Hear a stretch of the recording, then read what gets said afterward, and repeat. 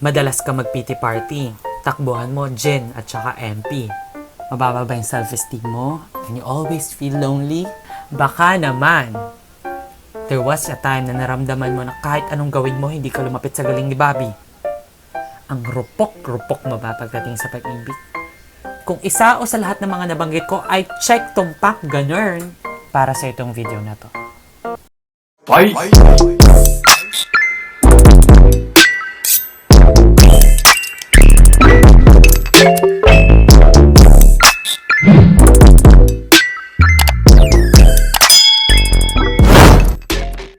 Welcome back to my channel, BFF! How are you? Thank you. I'm good. How about you?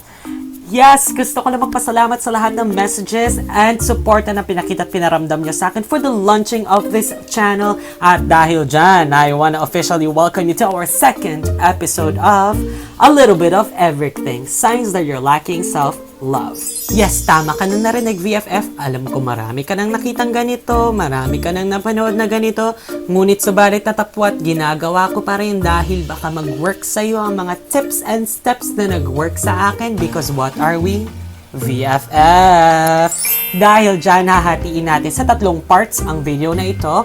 First ay ang mga symptoms which I already mentioned on the first part of the video, pero mas magiging madetalye pa ang explanation nun mamaya. Second, i-define natin what is self-love. Ano nga ba ang self-love? And lastly, ang tips at steps kung paano ma-acquire ito. Now, if you wanna know more about it, just keep on watching. Alright, VFF, we're gonna run down on the symptoms na I mentioned sa first part ng video. First ay ang low self-esteem or lack of confidence. You let people call you names or name you names that is painful to you. Alam nating masakit pero sinasabi mo lang ay okay lang. Okay lang. Little did we know it's crushing your character inside. Nobody's perfect. We all have flaws. And let's turn those flaws into awesome traits and make it flossom. You have to own it. Own it. Tanggapin mo, VFF. Ngayon pa lang, tanggapin mo na because kapag natanggap mo yan, kahit anong ibato sa'yo, kahit anong sabihin sa'yo, wala silang pwedeng sabihin that would haunt you, would bother you, or would destroy you. Second, marupok.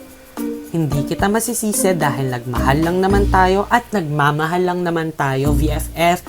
Pero take note of this. When I say marupok, it only means na nagiging masyado tayong dependent sa mga taong nasa paligid natin. Even pagdating sa decision making. Or hindi natin magawang mag-isa nang wala sila. Let's say for example, friends or partner or family members. Yung para tayong gumuguho. Dahil mag-isa lang tayo, yung ganong bagay, yung ganong moment. Yon, marupok. Third, yung pagiging mediocre natin, yung pagiging jack of all trades but master of none. Tapos nagsa-self-pity tayo. Or magaling tayo sa ganito pero hindi tayo singgaling ng iba. That's okay. At dahil na-rundown na natin kung ano ba yung mga signs or yung symptoms that we lack self-love, syempre, ide-define naman natin siya ngayon. Pero hingi tayong tulong for that. Hey, Cortana! Define self-love. Self-love means regard for one's own well-being and happiness. Own well-being and happiness. Yun naman talaga ang gusto nating lahat, di ba? Syempre, VFF, in addition to that, para sa akin lang naman kasi, ang self-love ay taking care of your own needs and not sacrificing yourself para sa kaligayahan ng iba. At syempre, when you say self-love, it only means na you shouldn't settle for less than what you deserve. Syempre, para ma-acquire natin yun, we have to know ourselves, we have to fully understand ano nga ba ang deserving para sa atin. Kasi kapag hindi natin alam yun, VFF, ang problema dyan, magsisettle na lang tayo kung ano yung kaya nalang ibigay sa atin. At ayaw natin nun. Ang gusto natin lagi ay yung best treatment. Siyempre, pag hindi natin alam, itrato ng tama yung sarili natin, hindi rin nila tayo itatrato ng maayos. Tama ba ako, VFF? VFF, gusto ko lang linawin na hindi to char-char ha. Baka sabihin mo, chinacharot kita. Hindi yun ganun. Walang ganun sa pagkakaibigang ito. Self-love is super important. Hindi ito basta-basta. And I know it's easier said than done. Pero that's why we're making these videos to help you acquire self-love. Dahil VFF tayo, I wanna let you know na ang self-love would help you make healthy choices in life. Every day yan, VFF. So VFF, before we proceed sa third part ng video na ito, gusto ko lang sabihin sa'yo para malinaw tayo na I just wanna acknowledge your own experiences. Alam ko meron tayong pagkakaiba. We have our own battles. We have our own way to conquer them. And we have our own way to cope with them. Pero I'm going to share you these steps and tips kasi VFF nga tayo.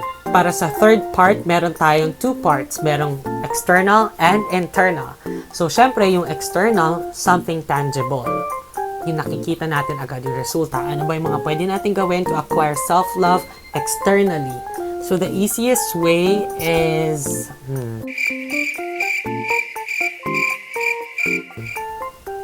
So, the easiest way is positive reinforcement. Ano nga ba yung positive reinforcement? Naalala nyo, nung mga prep tayo, mga kinder tayo, nung classmate pa tayo, umuwi tayo, may star sa kamay. Isang halimbawa yon ng reinforcement, rewarding yourself. Paminsan-minsan, bilan mo din yung sarili mo. VFF, when I say, buy things for yourself, these are little things for little wins. Okay? Para nakikita mo na nire-rewardan mo yung sarili mo. O sige, magbigay tayo ng example para mas malinaw. VFF, kung ikaw ay nag-aaral pa at kunyari midterm exam mo or final exam mo man yan at sobrang taas na nakuha mo or na perfect mo, even better, then go ahead and treat yourself. Probably buy your favorite food or your go-to food or buying yourself a makeup or lumabas ka at manood ka ng sine with your friends. Go, you deserve that. You deserve that. You deserve that. Or kung ikaw naman yung nagtatrabaho, VFF, at sobrang husay mo sa reports mo or na-hit mo yung metrics mo at work, go ahead and treat yourself. You deserve it. But always remember and keep in mind, VFF ha, little things for little wins. Pangalawa sa listahan sa ating external self-love, VFF, ay ang pagkakaroon ng skincare. Hindi ko to sinasabi para gawin mo para sa kapakanan ng ibang tao, VFF, but for yourself. Dahil ang pagkakaroon ng skincare would help you boost your confidence as well. At syempre, i-harvest natin yan in the future.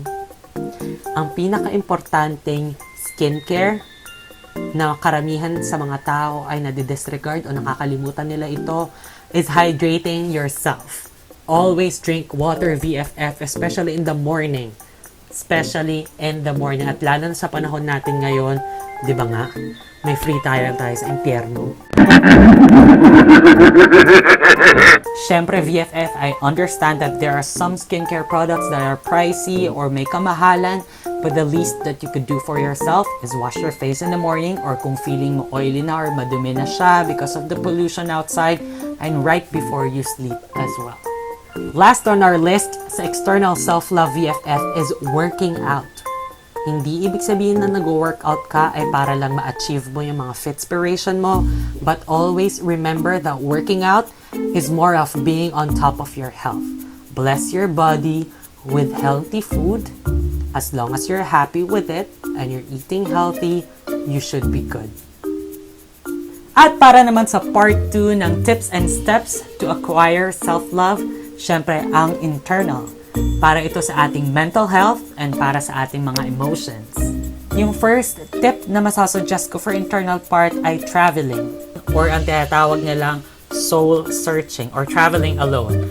Bakit? Alam ko magastos ito or makonsumo sa oras pero VFF pwede lang naman natin itong gawin kung meron tayong extrang time or meron tayong extrang budget. Paano ito makakatulong sa ating self-love? Ano ba yan? Mas stress lang tayo sa gastos, mas stress lang tayo sa mga babalikang work after. Again, VFF, kaya natin to ginagawa is to focus on ourselves to acquire self-love. Paano nga ba ito makakatulong sa sarili natin? Of course, it's gonna help us reflect on our decisions because we have to make decisions on our own. na walang pinagdedependahang ibang tao. Plus, it's gonna help us be more confident. I'm sure VFF pa nag-travel ka alone, masusurprise ka because you'll discover what makes you, you. Kung sobrang busy naman talaga natin at wala tayong time para mag-travel or mag-vacation, kung marami tayong errands sa bahay, isang masasuggest ko VFF, magkaroon ka ng me time. Kahit siguro 30 minutes lang sa isang araw. Talk to yourself, reflect on yourself, and also, i-pep talk mo yung sarili mo.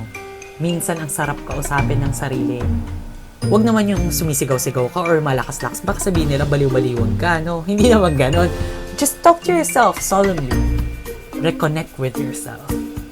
So, ang next step naman natin, VFF, ay for the jack of all trades, master of none like me. Hindi ko sinasabing madali ito. I know it's easier said than done. Pero I just wanna inform you na pwede nating i-equip pa yung sarili natin. Huwag natin limitahan yung sarili natin. Let's think big and act small. Kung hindi ka mahilig magbasa, read a book, try new things, or magluto ka. Alam ko, hindi siya madali. Pero you have to learn how to break your routine.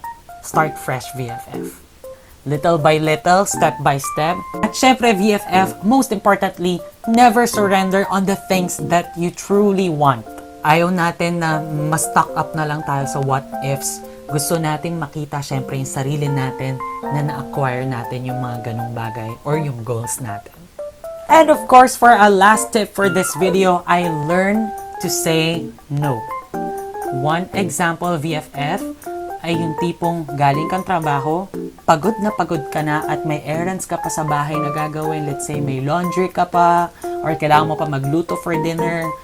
Tapos nagyaya yung mga friends mo lumabas pero pagod ka na. You have to learn how to say no. Dahil ito ay isang halimbawa ng ipapahinga mo na lang, igagala mo pa.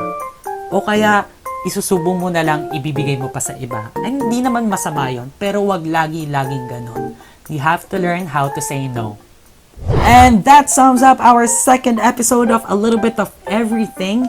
And I hope VFF na marami ka natutunan. Alam ko hindi ito magiging madali, but keep in mind, the only way that we'll be able to achieve it is by implying it to yourself and practice it, and also start now.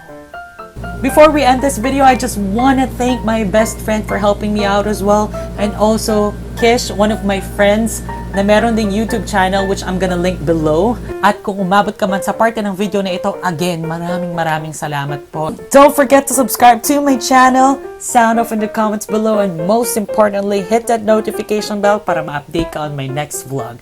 Spread some love, spread some glitters, and sprinkle some pixie dust. I'll see you on my next vlog. Bye!